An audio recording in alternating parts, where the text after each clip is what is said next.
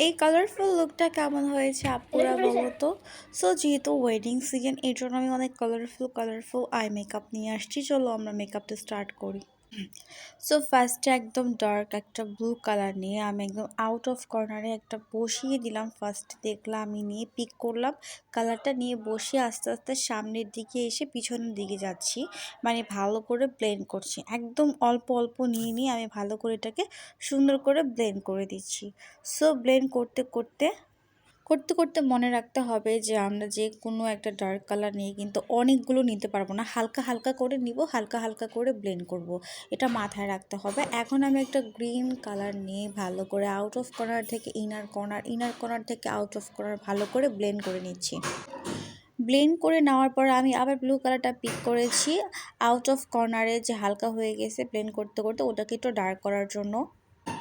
Dark করে আমি আবার হালকা হালকা করে ভালো করে ব্লেন্ড করে দিচ্ছি যাতে কালারটা দেখা যায়।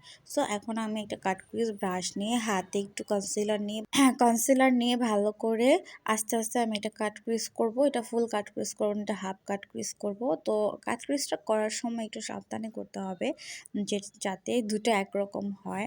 তো আমি মেকআপ ভিডিও করার জন্য আসলে আমি একটা আই মেকআপ আগে করেছি, একটা পরে করেছি, না হলে দুটো একসাথে করলে আমি একরকম করে করা ট্রাই করি।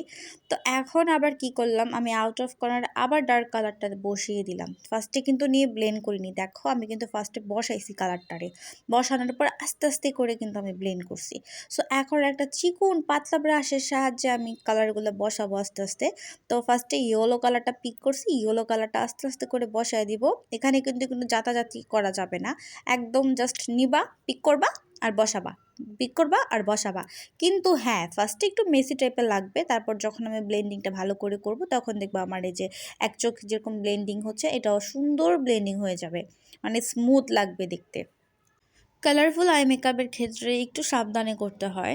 সো এখানে কালার কম্বিনেশনের অনেক কিছু ব্যাপার স্যাপার থাকে। তো দেখো আমি অরেঞ্জ কালারটা পিক করার পর কিন্তু লাগছে না, একটু মেসি মেসি। এখন এটাকে আমি পিঙ্ক কালার মানে হট পিঙ্ক কালারটা দিয়ে ভালো করে এটাকে ব্লেন্ড করব, যাতে ওই অরেঞ্জ কালারটা আর পিঙ্ক কালারটা এক হয়ে যায়। দেখো আমি কিন্তু ভালো করে মানে ব্লেন্ড করছি, করার পর এখন আমার অরেঞ্জ কালারটা চলে গেছে না, এখন আমি আবার হালকা একটু অরেঞ্জ কালারটা নিয়ে আবার ওই অরেঞ্জের জায়গায় বসায় দিলাম, বসানোর পর ভালো করে ব্লেন্ড করে ফেলছি।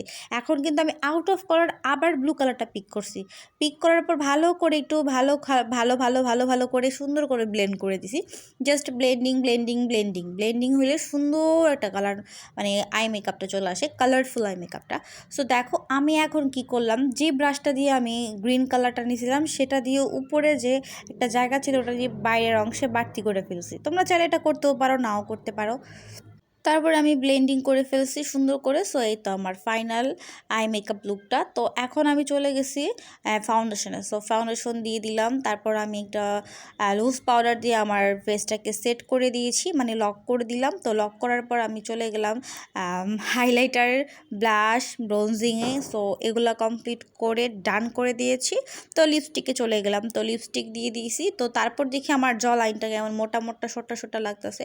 তো আমি যেহেতু মটরশুঁটির মতো মোটা হয়ে গেছি, আমার এই জ লাইনটারে ভালো করে শার্প করার জন্য আমি ব্রোনজিং দিয়ে আমার জ লাইনটা ভালো করে শার্প করে নিয়েছি। তো এখন দেখো আমি কি করব, তারপর দেখে আমার আই মেকআপটা একটু কেমন জানি লেজি লাগতেছে। এর আরেকটু গর্জিয়াস করার জন্য আমি একটা গ্লিটার অ্যাপ্লাই করছি। এই গ্লিটারটা তোমার গ্লু ট্লু কিছু লাগে না, জাস্ট হাত দিয়ে চেপে চেপে বসায় দিছি। তো এই তো আমার ফাইনাল লুক, হ্যাঁ আই মেকআপ ফাইনাল লুক। তো তারপর আমি কি করলাম, ওয়াটার লাইনে গ্রিন কালারটা দিয়ে দিছি।